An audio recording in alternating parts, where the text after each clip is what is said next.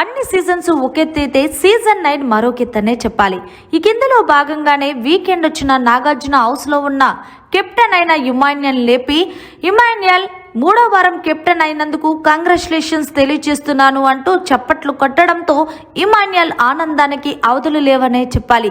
అంతేకాకుండా ఇమాన్యుయల్ నువ్వు గేమ్ చాలా బాగా ఆడావు, చాలా మంచిగా చాలా జెన్యూన్గా మొత్తానికి ఆడి ఈరోజు 3వ కెప్టెన్ అయ్యావు అంటూ మొత్తానికి హోస్ట్ నాగార్జున ఇమాన్యుయల్ని ఆకాశానికి ఎత్తేశారు.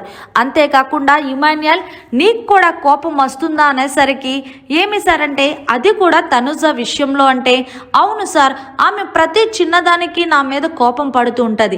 2 days నుంచి నాతో మాట్లాడలేదు సార్.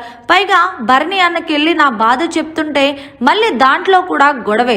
ఆమె ప్రతి దానికి ఆమెకి ఇంపార్టెన్స్ ఇవ్వాలంటే అది ఎంతవరకు కరెక్ట్ సార్? నేను ఆమెతోనే తిరగాలి అంటే మరి ఇంకేమి చక్కగా ఆమెనే చెప్తుంది కదా ఇమాన్యుయల్ నాతో మాట్లాడాలని, మరి నీకేంటి ఇబ్బంది అని అనేసరికి అదే కదా సార్ ఇబ్బంది, అప్పటి వరకు బాగానే ఉంటుంది, ఆ తర్వాత చంద్రముఖిలాగా తనుజ సీరియస్ అయిపోతుంది. అదే సార్ నా భయం. అంటే ఏదేమైనా సరే మీ ఇద్దరు కామెడీ టైమింగ్ కానీ మీరిద్దరూ మాట్లాడే విధానం కానీ మేమైతే మీకు సలాం చేస్తున్నాం. ఏం కామెడీ టైమింగ్ ఇమాన్యుయల్, ఆటకు ఆట, comedy entertainment care of address Bigg Boss హౌస్లో ఇమాన్యుయల్ అని చెప్పచ్చు అంటూ ఇమాన్యుయల్ని హోస్ట్ నాగార్జున ఆకాశానికి ఎత్తేశారు. మరి నాగార్జున గారు ఇమాన్యుయల్ మీద చేసిన మాటలు మీకు ఎలా అనిపించాయి అనేది కమెంట్ సెక్షన్లో తెలియజేయండి.